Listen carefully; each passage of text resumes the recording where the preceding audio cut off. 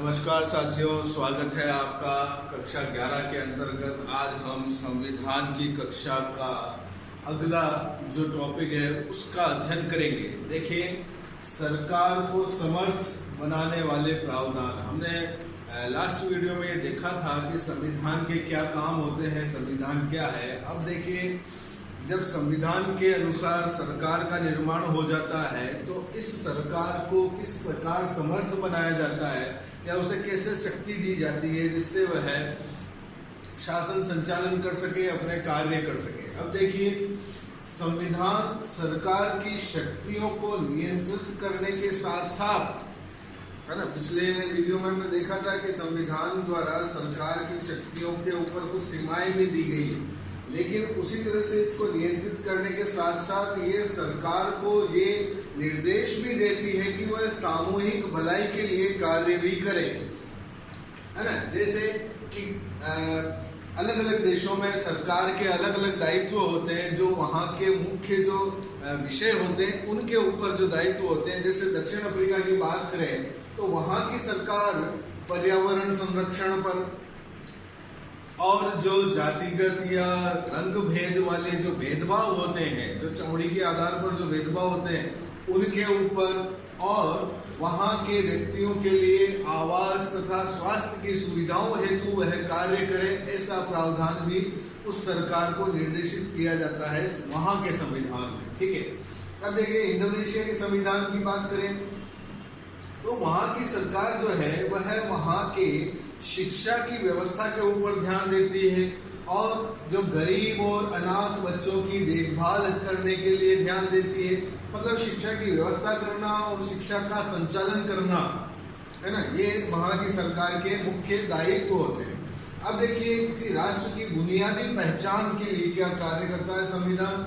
अब देखिए, संविधान किसी राष्ट्र की स्वयं एक बुनियादी पहचान होता है, राष्ट्र की बुनियादी पहचान होता है, जिससे क्या है कि समाज की एक सामूहिक पहचान होती है और समाज के लोग जो होते हैं वो आम सहमति द्वारा बुनियादी नियम जो होते हैं उन पर सहमत होते हैं, जिससे वह संविधान का आदर कर सके, संविधान का पालन कर सके, है ना। तो प्रत्येक समाज के लोगों से ये अपेक्षा रखी जाती है।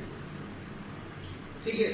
और जब इस तरह का जो ये सामूहिक जो पहचान बनती है सहमति के आधार पर, तो ये क्या होता है कि इससे अपनी एक राजनीतिक पहचान बनती है ना, राजनीतिक पहचान बनती है, जिससे राजनीतिक पहचान के अंदर हम ये कह सकते हैं कि ये भारतीय है। और इसके अंदर जैसे कि कुछ राजनीतिक अधिकार दिए जाते हैं, वो अलग बात है। जो अधिकारों के अंदर हम बात करेंगे, मूल अधिकार जो हमारा टॉपिक आएगा, जिसके अंदर सभी व्यक्ति जो वयस्क हैं उनको मताधिकार देने का अधिकार है, उनको कोई भी सरकारी सेवा में जाने का अधिकार है, सरकार की आलोचनाएं करने का अधिकार है, जिससे क्या हमारी एक राजनीतिक पहचान बनती है। फिर उसके बाद क्या होता है कि संविधान एक समाज को विशाल ढांचा देता है ना, और ढांचे के साथ साथ वह ये भी अपेक्षा रखता है कि उसके अंदर व्यक्ति अपनी व्यक्तिगत आकांक्षाओं, लक्ष्य और स्वतंत्रता को प्राप्त करने के लिए कुछ नियम भी दिए जाते हैं, है ना। तो संविधान ये तय करता है, जिसके द्वारा क्या होता है कि संविधान ये नियम बनाता है कि कौन सा व्यक्ति क्या कर सकता है और क्या नहीं कर सकता, है ना। इसके अंदर क्या होता है कि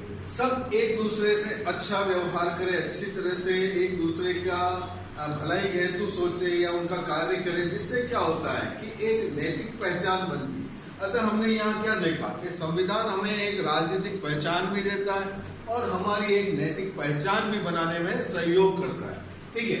अतः ये बुनियादी जो नियम है, ये बुनियादी नियम जो जनहित का कार्य करते हैं, जनता की भलाई का काम करते हैं, तो विश्व के अधिकतर देशों के संविधानों में ऐसे बुनियादी नियमों की स्थापना की गई।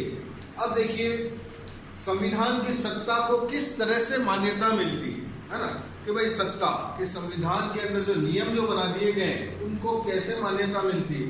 और मान्यता मिलती है कि भाई अधिकतर देशों में ये देखा जाता है कि वहाँ के संविधान लिखे हुए हैं। अतः जो चीज लिखी हुई है सभी व्यक्तियों को उनके अनुसार चलना है और उनके अनुसार अपना कार्य संचालन करना है, उनकी पालना करनी है। तो ये इसी प्रकार से लिखी हुई चीज है, लिखित दस्तावेज है, तो इसलिए इसकी सत्ता को स्वीकार कर लिया जाता है। अब जैसे ब्रिटेन का संविधान जो है, वहाँ का संविधान लिखित नहीं है, वहाँ मौखिक संविधान है ना, यानी वो परंपराओं पे आधारित संविधान है। वहाँ की जो परंपराएं बन गई है, जो नियम बन गए हैं, उन नियमों का पालन करता है वहाँ का संविधान। अतः वहाँ का संविधान लिखित नहीं है, अन्य देशों का संविधान लिखित है। अब देखिए आगे बात करें, संविधान को प्रचलन में लाने का क्या तरीका है कि संविधान को लोग मानने लग जाए, उसके पालन करने लग जाए, तो इसलिए इसके प्रचलन में लाने का क्या तरीका है। देखिए कि अधिकतर देशों के अंदर जो संविधान का निर्माण हुआ है, ये एक लंबे राष्ट्रीय आंदोलन के बाद हुआ है ना, कि भाई जैसे हम यूँ समझ सकते हैं कि भाई हमें भारतीयों को 15 अगस्त 1947 को स्वतंत्रता प्राप्त हुई थी। अब ये स्वतंत्रता जो प्राप्त हुई थी ब्रिटिशर्स से, तो ये स्वतंत्रता प्राप्त आसानी से नहीं हुई। हमने एक राष्ट्रीय आंदोलन किया और लंबा चला ये आंदोलन, तो उस लंबे राष्ट्रीय आंदोलन का परिणाम था कि हमें स्वतंत्रता मिली। अब स्वतंत्रता के बाद हम कैसे नियमों का पालन करेंगे, हमारी सरकार कैसे काम करेगी, हम कैसे काम करेंगे, हमें क्या अधिकार प्राप्त होंगे, तो इस हेतु संविधान का निर्माण आवश्यक समझा गया और संविधान बनाया गया, है ना। तो हम कह सकते हैं कि संविधान अधिकतर देशों में ये जो संविधान है एक लंबे राष्ट्रीय आंदोलन का परिणाम है। जैसे कि दक्षिण अफ्रीका का संविधान हुआ, अमेरिका का हुआ, हमारे भारत का हुआ, है ना। तो इस प्रकार जब संविधान बना और इस संविधान के अंदर आम सहमति बनी, सभी जनता की, सभी नेताओं की सहमति बनी, उसके आधार पर संविधान का निर्माण हुआ। अब देखिए अधिकतर देशों में जो संविधान का निर्माण हुआ वह जनमत संग्रह द्वारा हुआ, कि भाई जनता की राय ली गई कि आपको क्या चाहिए, कैसे नियम चाहिए, आपको कैसे नियम पालन करने, तो उसके लिए जनमत संग्रह कराया गया अधिकतर देशों में। और भारत के अंदर जनमत संग्रह नहीं हुआ, एक जन सहमति हुई, है ना, कि भाई जनता की सहमति हुई इन नियमों पर, तो उन नियमों को लागू किया गया संविधान के रूप में। और इनके अंदर जो भारत के लोकप्रिय नेता थे, है ना, जो जिनकी बात जनता सुनती थी, जैसे महात्मा गांधी, सरदार पटेल, अंबेडकर, BR अम्बेडकर, इन नेताओं के जो जनता प्रभावित होती थी इनके कहने से, तो इन नेताओं की आम सहमति के आधार पर संविधान का निर्माण हुआ, लोकप्रिय नेताओं के। और ये संविधान भी सहमति पर, इन जैसे कोई एक विषय के ऊपर अगर कोई नियम बनाना है तो उसके अंदर भी नेताओं के बीच वाद विवाद होता था। एक संविधान सभा बनाई गई थी उसमें, और उन वाद विवाद के बाद जब सहमति हो जाती किसी परिणाम पर या निष्कर्ष पर पहुंचने की, तब ये नियम लागू किए गए और नियम बनाए गए। ठीक है, इस पे जनता की सहमति भी ली गई। ओके, अब हम बात करें संविधान के मौलिक प्रावधान कि भाई संविधान के क्या मौलिक प्रावधान है। संविधान लोगों में विश्वास बनाने हेतु कुछ बुनियादी न्याय की प्राप्त करने के लिए एक ढांचा देता है ना, एक ढांचा देता है जिसके कारण जनता उस संविधान का आदर करती है ना, कि भाई बुनियादी नियम बनाता है संविधान, जिससे लोगों का विश्वास संविधान पर बढ़ता है ना। और संविधान पर विश्वास होने के कारण जब जनता को न्याय प्राप्त करना होता है तो वह संविधान के अनुसार उसको न्याय मिलता है और स्वतंत्र और निष्पक्ष न्याय मिलता है ना। तो यहाँ जब बात आ जाती है बहुसंख्यक और अल्पसंख्यकों की, यानी जो संख्या में ज्यादा है वो बहुसंख्यक और जो संख्या में कम है वो अल्पसंख्यक, है ना। ये अल्पसंख्यक बहुसंख्यक ये भाषा के अनुसार भी होते हैं, धर्म के अनुसार भी होते हैं, ठीक है ना। जैसे भारत के अंदर कि कौन से धर्म के व्यक्ति ज्यादा है तो वो बहुसंख्यक हो गए, और कौन से धर्म के व्यक्ति संख्या में कम है तो वो अल्पसंख्यक हो गए, ठीक है ना। अब आगे देखिए बात करते हैं, तो ऐसे नियम, अतः संविधान के अंदर ऐसे नियम बनाए गए हैं जो नागरिकों की स्वतंत्रता और समानता की सुरक्षा करता है ना, कि हर नागरिक, भारत का हर नागरिक, उसे कुछ स्वतंत्रता के लिए या समानता के अधिकार दिए गए जिससे वह अपने आप को एक अच्छी स्थिति में समझता है कि मेरे ऊपर किसी तरह का कोई दबाव नहीं, कोई बाउंडेशन नहीं, मैं स्वतंत्र हूँ, है ना, कि मुझे खाने पीने की स्वतंत्रता है, मुझे मनचाहा वेशभूषा धारण करने की स्वतंत्रता है, मुझे मनचाहा रोजगार करने की स्वतंत्रता है, और जो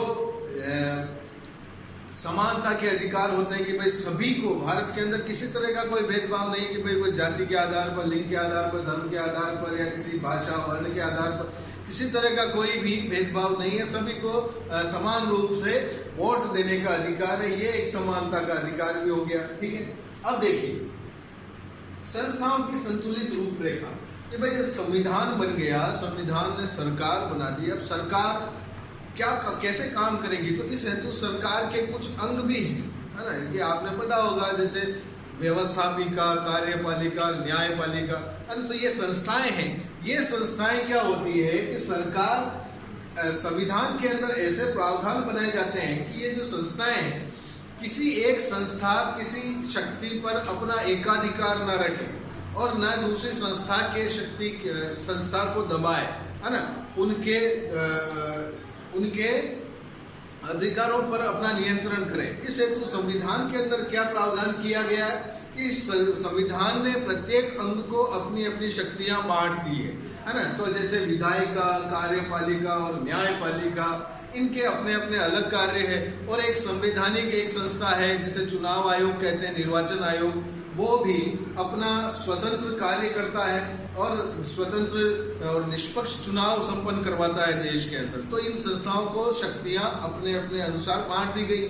इसलिए क्या है कि कोई भी संस्था दूसरों के कार्यों में हस्तक्षेप नहीं करती, और यदि करना है तो उनका सहयोग कर देती है, लेकिन हस्तक्षेप नहीं करती। तो इसीलिए ये संविधान की सफलता के लिए बड़ी आवश्यक शर्त होती है, जिसके अंदर क्या है, एक नियम बनाया है अवरोध और संतुलन का, कि भाई अवरोध यानी एक संस्था दूसरी संस्था के कार्यों में हस्तक्षेप नहीं करे, ये अवरोध हो गया, और दोनों मिलकर कार्य करें, संस्थाएं मिलकर कार्य करें और अपना अपना कार्य संतुलित करें, अपना अपना कार्य निर्धारित करें और कार्य को नई दिशा दे, तो ये संतुलन हो गया। यानी अवरोध और संतुलन का जो सिद्धांत है वो यहाँ लागू होता है। अब देखिए इस हेतु जो रूपरेखा बनाई गई है वो बाध्यकारी मूल्य, नियम और प्रक्रियाओं के साथ अपनी कार्य प्रणाली में कुछ लचीलापन भी लिए हुए होता है। यानी कि संविधान के अंदर ऐसे प्रावधान किए गए हैं कि कुछ अनुच्छेद ऐसे होते हैं जिनमें यदि संशोधन करना होता है तो बड़ा कठोर प्रावधान होता है, कि बड़ा कठोर प्रक्रिया से निकलना होता है, और कुछ संशोधन ऐसे होते हैं जिसके अंदर जनता के हित के लिए काम किया जाता है, वो काफी लचीले प्रावधान होते हैं। अतः भारत का जो संविधान है, इसलिए हम इसको कह सकते हैं कि भारत का संविधान न तो ज्यादा कठोर है और न ही ज्यादा लचीला है। यानी कुछ ऐसे अनुच्छेद रखे गए हैं जिसके अंदर संशोधन आसानी से हो जाता है, कुछ ऐसे अनुच्छेद रखे गए जिसके अंदर संशोधन आसानी से नहीं हो पाता। तो संविधान जो भारत का है ये कठोर और लचीलेपन का एक मिश्रण है, ठीक है। तो साथियों आज की इस क्लास के अंदर आपको ये संविधान का जो अगला टॉपिक अध्ययन किया, आपको ये समझ में आया होगा। आशा करता हूँ आप इसके नोट्स बनाइए। That's all for today, thank you.